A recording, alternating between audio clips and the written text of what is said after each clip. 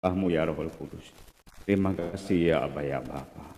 Terima kasih ya Rohul Kudus. Terima kasih. Urawasana matu kalala wakiana tasaya.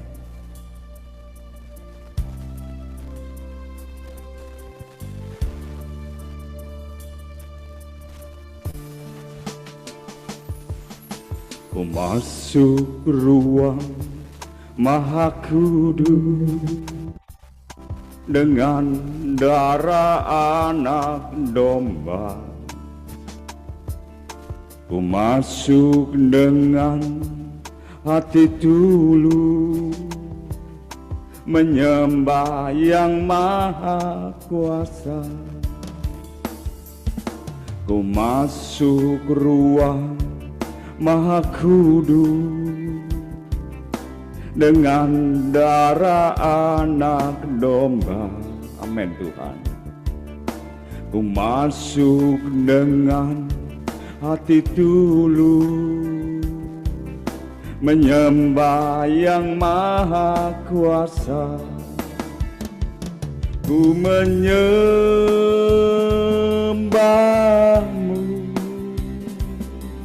ku sembahmu,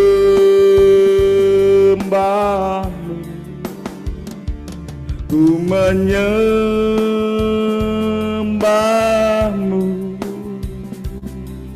ku sembahmu,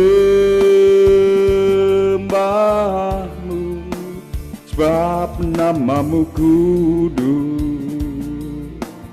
kudus Tuhan. Amin Tuhan. Sebab namamu kudus, kudus Tuhan.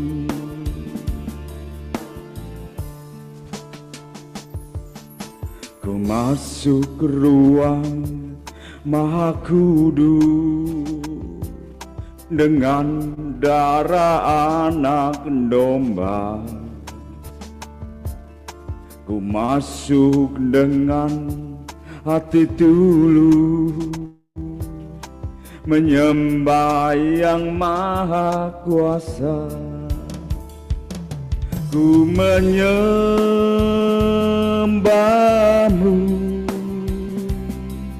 ku sembahmu,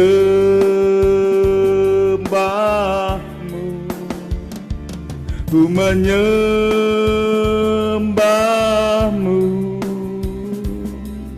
ku sembahmu, sebab namamu kudus, kudus Tuhan. Sebab namamu kudus, kudus Tuhan. Inilah doa kami, itulah deklarasi iman kami di pagi ini Tuhan. Kami bersama-sama melalui Zoom Tuhan, berdatang kepadamu Tuhan, menyembahmu Tuhan, mengangkat tangan kami Tuhan, bersama-sama mengagungkan namamu ya Aba ya Bapa. Kami mendeklarasikan iman kami ya Bapa, karena kami tahu Tuhan Kau hadir dalam persekutuan kami di pagi ini Tuhan. Kami bersama-sama mengakui Roh Kudus hadir di tempat ini melalui Tuhan teknologi Zoom pada pagi ini Bapa. Terima kasih ya Roh Kudus, Kau ambil alih pagi ini Tuhan. Urawasana nama tukala lawakuri lawakiana tasai. Kami menikmati Tuhan berkat-Mu di pagi ini Tuhan. Urapi hamba-Mu yang ambil bagian di hari ini Tuhan.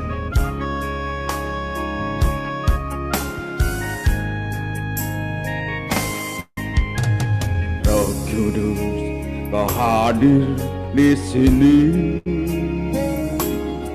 Roh Kudus, Ku mengasihi-Mu. Kau lembut, Kau manis, Kaulah penghiburku, penolongku, diutus Bapakku.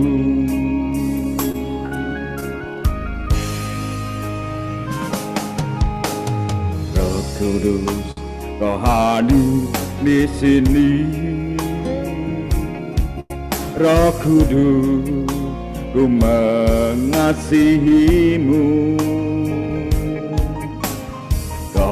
lembut, kau manis, kaulah penghiburku, penolongku, diutus Bapakku. Amin Tuhan.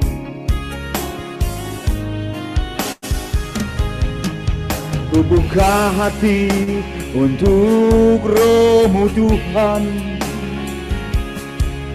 ku buka hati menyembah-Mu Yesus. Jamahlah kami, penuhi kami dengan kuasa Allah Maha Tinggi.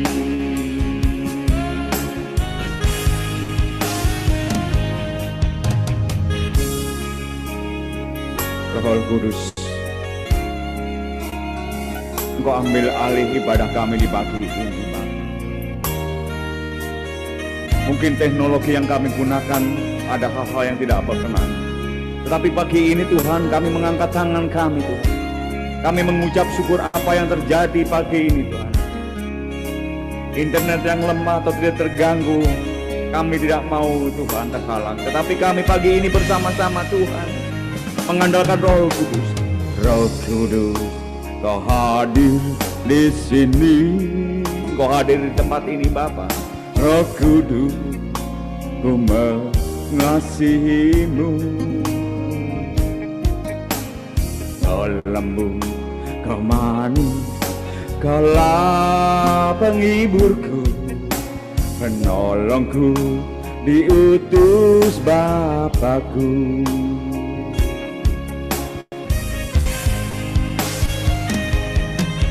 Ku buka hati untuk Roh-Mu Tuhan, ku buka hati menyembah-Mu Yesus. Jamahlah kami, penuhi kami dengan kuasa Allah Maha Tinggi.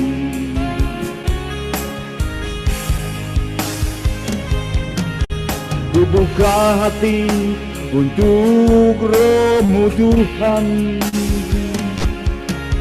ku buka hati menyembah-Mu Yesus. Jamahlah kami, penuhi kami dengan kuasa Allah Maha Tinggi. Jamahlah kami, penuhi kami dengan kuasa Allah Maha Tinggi. Urawat salamatu kalalawak kurilawak kianatan. Terima kasih ya Roh Kudus untuk pagi yang indah ini. Urapi hamba-Mu yang akan menyampaikan renungan di pagi ini Bapa. Terima kasih, haleluya, amin. Silakan Pak John Ferry. Ya, Shalom Bapak Ibu. Kita merenungkan firman Tuhan dan kita berdoa. Bapa di surga, Tuhan Yesus dan Roh Kudus, kami tetap berharap dan mengandalkan Tuhan untuk hadir bersama dengan kami, untuk kami mengerti dan melakukan firman. Roh Kudus menguatkan kami. Terima kasih Bapa, terpuji Tuhan Yesus, amin. Ya, Bapak Ibu, pagi ini saya bukan pagi ini sih, dari kemarin saya merenungkan firman Tuhan, ya, belajar dari karakter Raja Salomo, ya, menurut versi Alkitab. Ya. Jadi kalau kita melihat secara garis besar bahwa Salomo ini karakternya, kebijakannya yang luar biasa, ya, kepemimpinan yang adil dan makmur, ya, di awal daripada pemerintahannya. Jadi orang dikenal raja segala zaman, kekayaannya, hikmatnya, kepintarannya, dan semuanya itu ada kepada Salomo. Bahkan Tuhan hadir atau menampakkan diri 2 kali kepada Salomo, khususnya yang kedua itu pada saat uh, Salomo sudah berhasil membangun bait suci dan istananya. Nah, pagi yang indah ini saya coba ambil beberapa ayat di dalam uh, Tawarikh, 2 Tawarikh 1 ayat 10 sampai 11. Saya akan bacakan ayat 10. Berilah sekarang kepadaku hikmat dan pengertian, supaya aku dapat keluar dan masuk sebagai pemimpin bangsa ini. Sebab siapakah yang dapat menghakimi umatmu yang besar ini? Ya.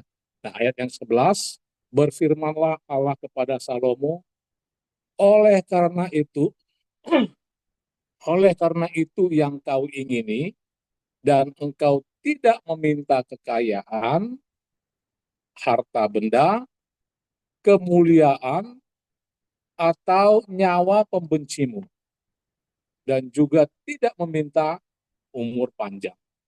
Tetapi sebaliknya, engkau meminta kebijaksanaan, pengertian, untuk dapat menghakimi umatku yang atasnya aku telah merajakan engkau.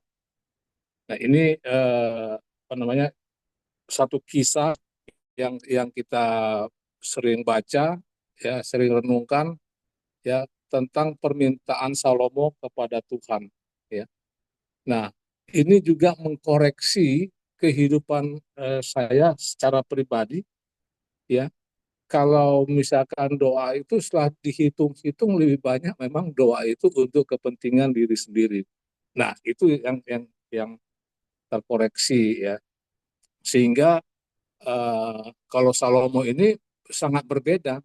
Dia meminta hikmat, nggak minta yang lain-lain.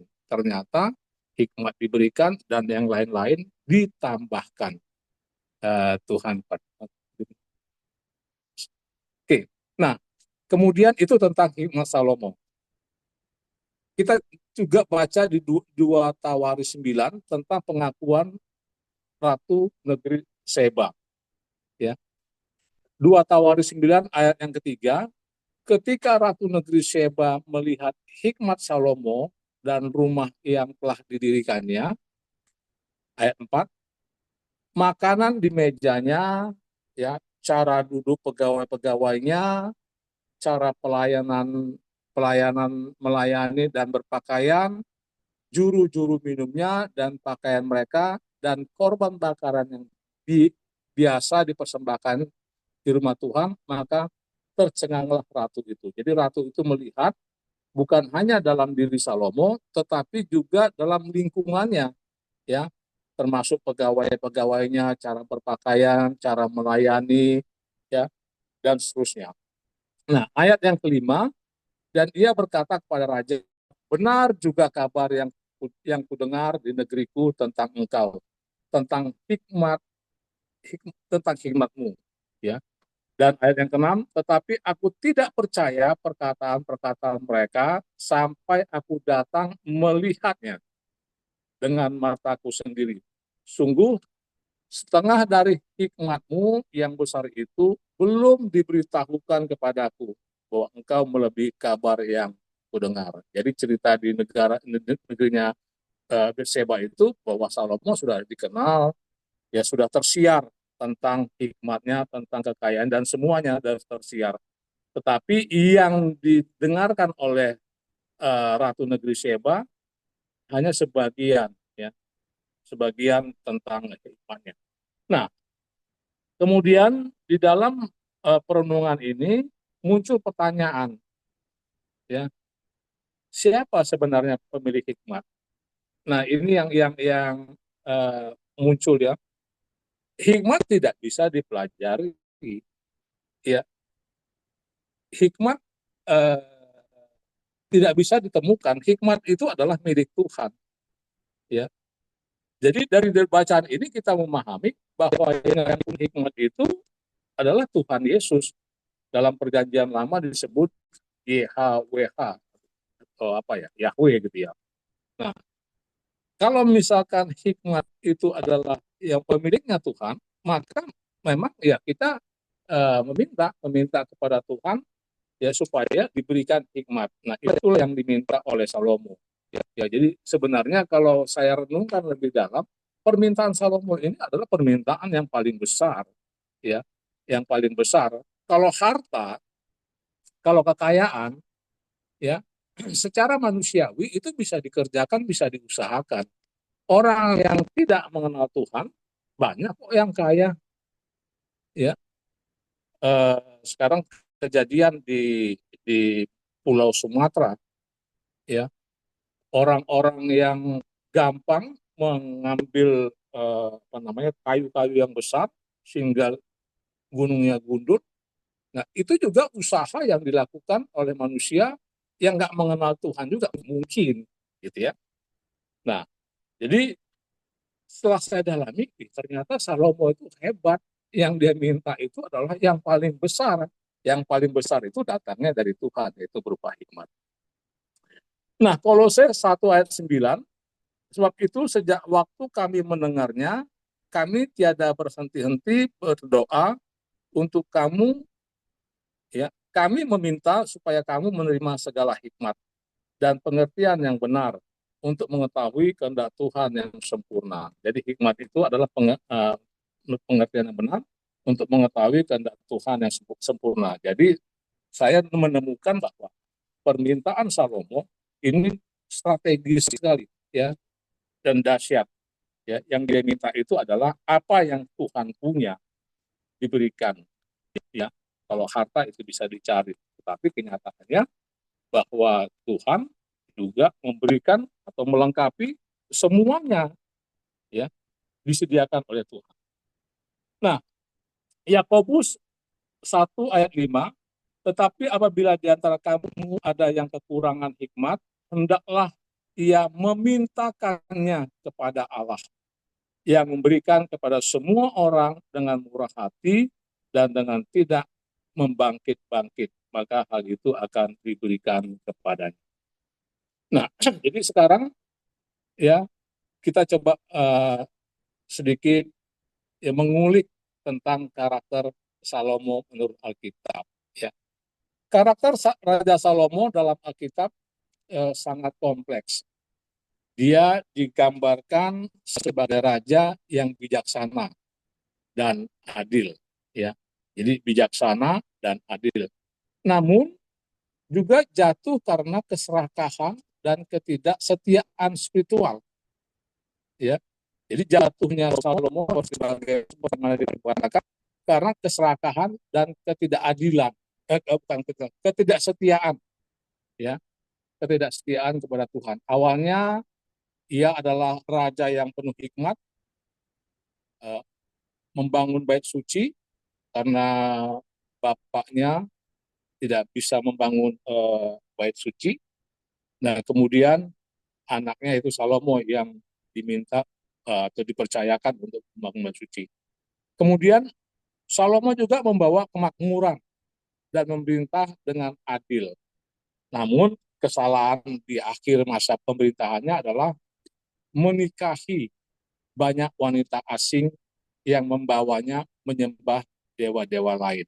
Artinya kesalahan fatal dari Salomo adalah meninggalkan Tuhan, ya, menyembah dewa-dewa lain. Dan ini adalah satu kekejian yang paling dalam, paling besar di mata Tuhan, ya, sehingga akhir daripada cerita itu adalah kerajaan Salomo terpecah. Nah, karakter Raja Salomo menurut Alkitab tadi digambarkan sebagai sosok yang bijaksana, saleh pada permulaan hidupnya, dan seorang pemimpin yang cerdas dalam memerintah kerajaan Israel.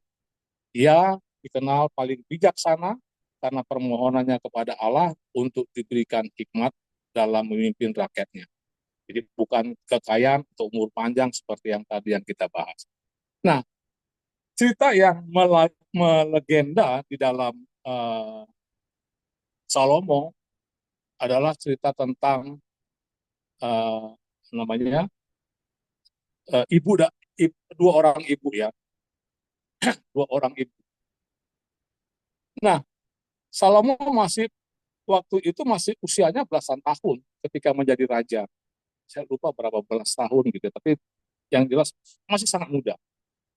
Nah, ia mencintai Yahweh ya, atau Tuhan ya, dan ia menuruti nasihat eh, bagus yang diberikan kepada eh, oleh ayahnya Raja Daud.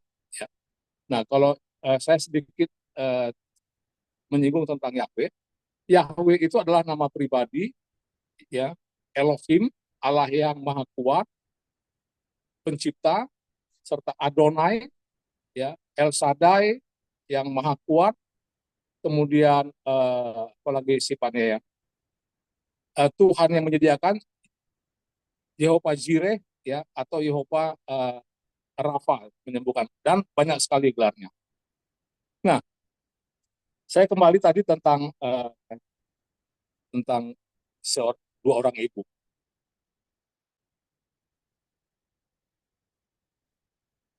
Yahweh senang akan apa yang diminta oleh Salomo, maka ia berkata, karena engkau telah meminta hikmat dan bukan umur panjang atau kekayaan, maka aku akan memberikan kepadamu hikmat yang lebih banyak daripada yang pernah dimiliki oleh siapa saja yang pernah hidup. Tapi aku juga akan memberikan kepadamu apa yang tidak kau minta, yaitu kekayaan dan kemuliaan.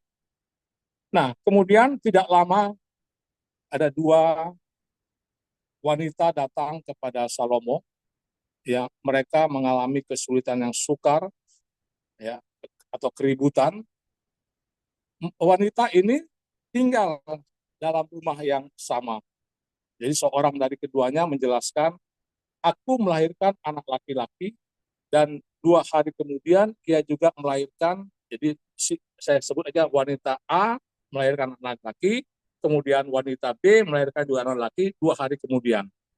Nah, kemudian ia menaruh anaknya mati. Kemudian si ibu B ini menaruhkan anaknya ke yang mati itu ke ibu yang A, ya. Kemudian ketika terbangun, si ibu A ini melihat anak yang mati. Ya, aku tahu bahwa itu bukan anakku. Tentunya seorang ibu pasti sangat mengenal anaknya, apalagi dengan ini bukan kembar tapi dengan ibu yang berbeda. Nah, mendengar itu wanita si B ya mengatakan, tidak, anak yang hidup itu adalah punya saya dan yang mati itu adalah anakmu, ya. Jadi si B menyatakan anak yang mati itu adalah anaknya si A.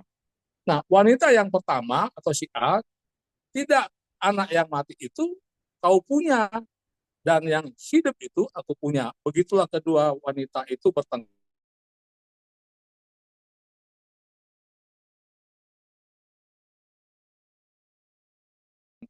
dan apa yang terjadi, eh, Raja Salomo yang melihat pertengkaran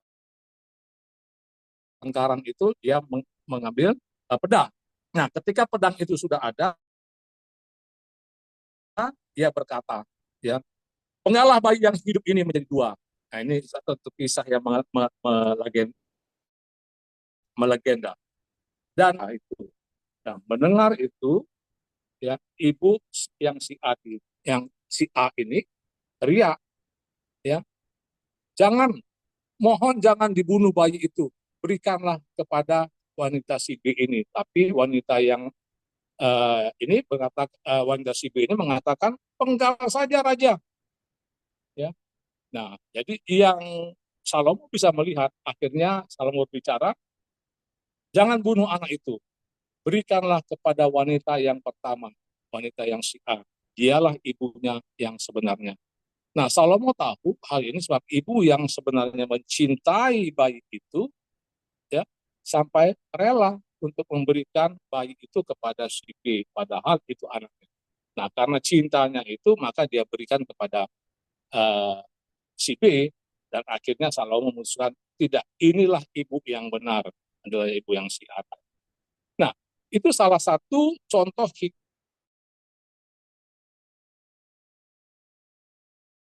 hikmat yang melegenda yang kita dengar ya. Nah, dari cerita tadi bahwa Salomo menunjukkan kebijaksanaannya dalam menilai situasi dengan adil dan penuh kasih. Namun meskipun Salomo memulai pemerintahnya dengan hati yang taat dan dicintai Allah, tapi poin pentingnya adalah yang harus kita garis bawahi, pada akhirnya ia jatuh dalam penyembahan berhala akibat pengaruh istri-istrinya yang berasal dari bangsa asing. Nah, tentunya hal ini menyebabkan Allah murka karena Salomo tidak lagi setia pada perjanjiannya dan ketetapan yang dia perintahkan. Sebagai akibatnya, kerajaan yang diberikan kepadanya akan terpecah setelah masa pemerintahannya. Ya, secara ringkas, karakter Salomo adalah perpaduan antara hikmat dan keberhasilan dalam memerintah yang dipandang tinggi, tetapi juga kecenderungan terhadap kelemahan rohani akibat pengaruh luar yang mengakibatkan kejatuhan. Dalam penyembahan ilah lain. Jadi, Bapak Ibu, eh, memang kalau kita baca Alkitab ya, dosa yang paling keji di mata Tuhan adalah eh, ilah lain. Ya, ini memang banyak sekali contohnya. Tapi yang kita baca fokus kepada Raja Salomo ini adalah itulah karena ada ilah lain, itulah yang mengakibatkan Tuhan mempalingkan diri dari Salomo. Ya, dan ini memang satu satu kekejian yang luar biasa di mata Tuhan. Nah, selama pemerintahan Salomo, Allah memberkati bangsa itu. Tanah mereka menumbuhkan banyak sekali gandum dan jelai, buah anggur, dan ara, serta makanan lainnya. Rakyat memakai pakaian yang bagus dan tinggal di rumah yang bagus. Setiap orang mempunyai lebih daripada cukup. Jadi dampak daripada raja yang taat, yang takut akan Tuhan, ya, dampak positifnya adalah rakyatnya sejahtera, makanan cukup, tempat tinggal yang layak, ya, semuanya tersedia. Nah, ketika memang dekat dengan Tuhan. Nah, Bapak Ibu yang dari karakter Salomo ini, ya, saya coba merefleksikan ya di dalam kehidupan saya secara pribadi. Salomo tidak lagi setia pada perjanjiannya dan ketetapan yang dia perintahkan, yang Tuhan perintahkan sebagai akibat kerajaan yang diberikan kepadanya akan terpecah setelah masa pemerintahnya. Nah, hal ini menyebabkan tadi Allah murka.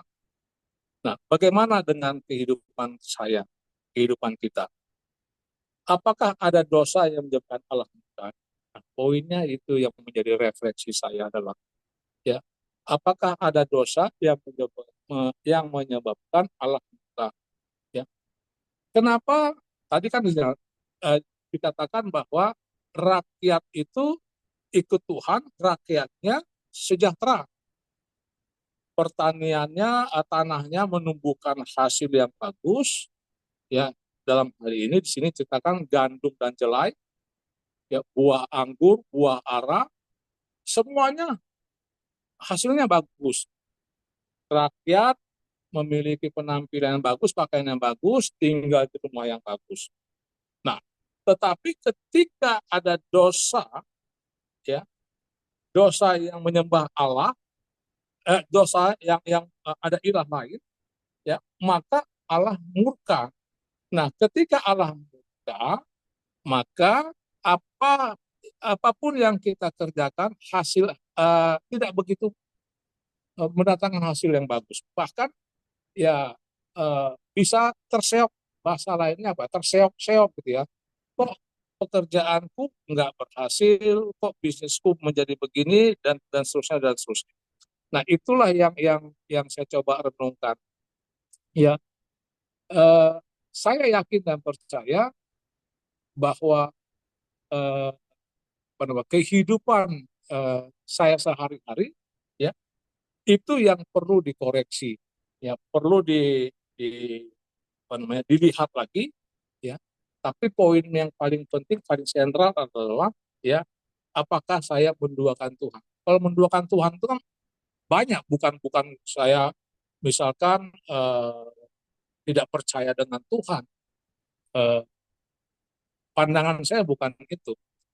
Termasuk juga menduakan Tuhan itu ya setiap harinya. Waktu saya bangun tidur, apa yang saya lakukan? Kalau misalkan saya lakukan, misalkan langsung pada memikirkan pekerjaan, nah saya mulai terkoreksi. Oh ya, saya sudah menduakan Tuhan ini, bukan bukan mendahulukan Tuhan yang utama. Nah, sehingga kalau bukan yang saya dahulukan Tuhan yang utama, Tuhan bisa, ini orang ini kepentingan dia yang dia dahulukan. Nah, itu yang saya maksud juga adalah ilahi. Nah, kemudian sama misalkan saya ada pekerjaan, ya. Nah, pekerjaan itu diinstruct di apa di dalam tanda petik diganggu, misalkan telepon gitu ya. Nah, kalau saya kalau telepon gitu ya, istri saya berbeda dengan anak saya. Kalau anak saya, "Pak, apa di mana?" Gitu ya. Wah, langsung kayak kayak apa namanya? eh, apa istilahnya itu ya? Integrasi gitu ya, mengintegrasi. Pak, apa ada di mana nih? Kalau istri saya nggak pernah begitu. Tapi, wih, anak saya ini luar biasa nih, langsung menanyakan saya di mana gitu ya. Nah, itu saya pikir begitulah gitu ya. Saya bilang, iya ya, eh, anak saya menanyakan begitu, ya, seperti mengintegrasi karena memang anak saya dekat banget dengan saya. Nggak mungkin anak orang lain bilang, Pak John, kamu ada di mana? Nggak mungkin gitu, ya. Tapi kalau anak saya berani ngomong begitu, saya sim ketawa aja. Hebat ya anak saya, ya, berani melakukan seperti itu. Nah, jadi banyak hal, misalkan juga hobi, ya. Nah, apakah hobi kita itu lebih daripada apa namanya menduakan Tuhan?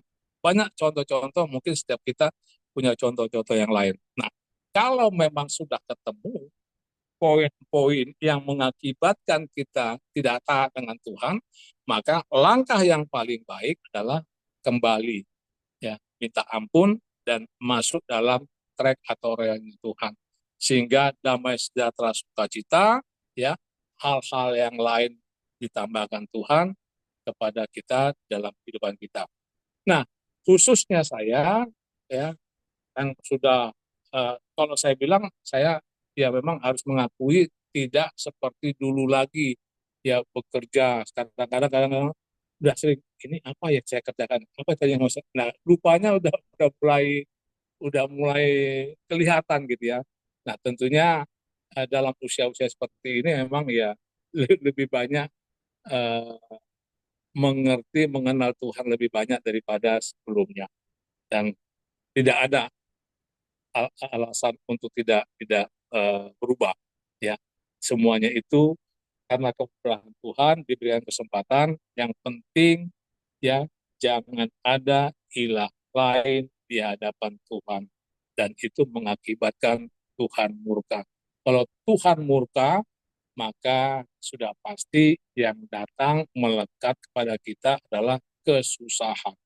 Nah, jangan sampai kesusahan itu menjadi kesusahan abadi yang terus-menerus kita dapatkan. Dan biarlah kita semakin melihat bahwa contoh daripada Raja Salomo ini adalah contoh di awal sangat baik sekali, tapi di akhirnya, endingnya, Salomo uh, mengakibatkan Tuhan murka sehingga kerajaannya terpecah-pecah. Nanti bisa kita baca lagi pada angkatan berikutnya, anaknya yang Rehabeam, ya. Gitu. Baik, demikian renungan kita pada pagi yang indah ini, ya, tentang karakter Raja Salomo. Ada baiknya, kemudian endingnya tidak baik, dan itu menjadi pelajaran bagi kita.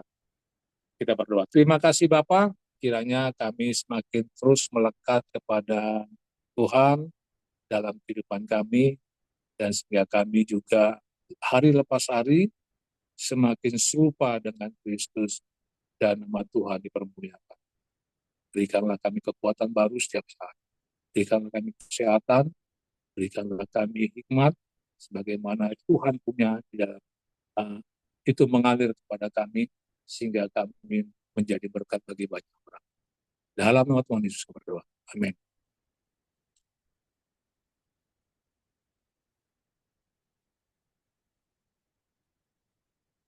Bapa yang di surga, kami mengucap syukur atas kebaikan-Mu Tuhan untuk kami. Biarlah Tuhan, Engkau boleh menurunkan belas kasihan-Mu untuk permohonan doa saat yang kami sampaikan kepadamu bersama-sama. Bapa, kami mau berdoa untuk jaringan doa anak. Kami percaya komunitas ini adalah seizin Tuhan. Biar Tuhan memperkuat tim jaringan doa anak ini sehingga membangkitkan anak-anak yang mau berdoa dan melalui gerakan doa anak di dalam tubuh Kristus berfokus pada Tuhan Yesus dan dapat menjadi sarana perlindungan rohani, membangkitkan kesadaran, serta memberikan pembinaan anak-anak pada kebenaran dan cinta Kristus. Bapak, kami juga mau berdoa untuk kebutuhan pangan Tuhan. Kami tahu menjelang akhir tahun ini, menyambut tahun baru, tentu kebutuhan bahan pangan sangat banyak dibutuhkan. Biarlah itu boleh dapat tersedia dan cukup, distribusinya lancar, serta harga-harga tetap stabil dan terjangkau bagi setiap keluarga Indonesia. Damai sejahtera pada rakyat Indonesia, sehingga tidak ada kekurangan dan semua dapat menikmati pemeliharaan Tuhan. Terima kasih Tuhan. Dalam nama Yesus kami berdoa.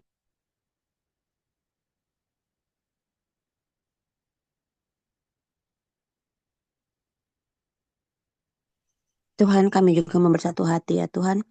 Kami mau berdoa di pagi hari ini ya Tuhan untuk rangkaian kegiatan Natal Tuhan. Baik di gereja, di komunitas, di keluarga maupun dimanapun juga ya Tuhan. Agar kegiatan Natal di tahun 2025 ini dapat berlangsung aman, tertib, dan penuh sukacita. Tuhan, kami berdoa agar perlindungan Tuhan menaungi setiap tempat perayaan Natal. Dan kami juga berdoa agar suasana Natal bisa dipenuhi oleh semangat persatuan, kebersamaan, dan saling menghargai ya Tuhan, melampaui perbedaan suku, usia, maupun latar belakang. Kami berdoa agar setiap hati digerakkan ya Tuhan untuk merayakan Natal dengan kerendahan hati dan kesederhanaan, sehingga damai Kristus benar-benar hadir dan nyata dan membawa pengharapan bagi seluruh masyarakat dan bangsa Indonesia terutama ya Bapak. Kami juga berdoa ya Bapak secara khusus bagi saudara-saudara kami yang ada di Sumatera Utara maupun di daerah Sumatera yang lain yang terdampak banjir dan longsor ya Bapak, agar Engkau memberikan perlindungan, kekuatan, dan pemulihan bagi setiap keluarga dan agar mereka bisa melewati masa sulit ini dengan penghiburan Tuhan dan diberikan kesempatan untuk bisa merayakan Natal ya Bapak, dengan selamat, dengan penuh sukacita dan bersama keluarga yang mereka kasihi Bapak. Kami juga berdoa ya Bapak untuk orang-orang percaya baru yang baru saja menerima Kristus, agar mereka dapat segera menemukan komunitas rohani mendukung dan memuridkan mereka. Kiranya Roh Kudus menolong mereka dan untuk bertumbuh dalam firman, memiliki kerinduan untuk berdoa serta mengalami perubahan hidup yang nyata. Kami berdoa agar mereka dijaga dari hambatan, godaan, dan kebingungan rohani, serta dikuatkan untuk melangkah dalam iman yang teguh. Kiranya mereka semakin mengenal kasih Bapa, berakar dalam Kristus, dan berbuah melalui hidup yang memuliakan Tuhan. Ampuni semua dosa dan kesalahan kami, dalam nama Tuhan Yesus kami berdoa dan kami mengucap syukur.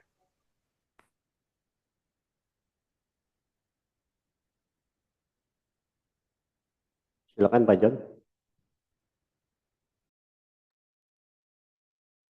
Oke, terima kasih Pak Kenli. Terima kasih Pak John Ferry atas renungannya pada pagi hari ini mengenai Salomo yang Tuhan murka karena Salomo meninggalkan Tuhan dan menyembah berhala.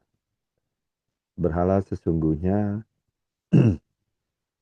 menurut Alkitab bukanlah sebuah agama, tetapi berhala itu adalah menduakan Tuhan, yaitu selain Tuhan ada sesuatu yang diagung-agungkan dan dipuja selalu.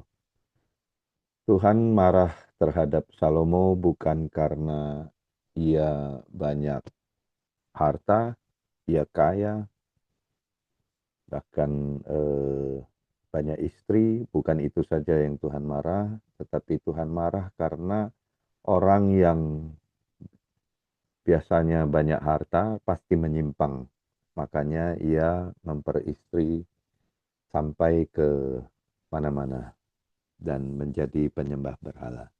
Sebab Tuhan sudah memberi peringatan di Ulangan 17 ayat 17 berkata, janganlah ia mempunyai banyak istri supaya hatinya jangan menyimpang.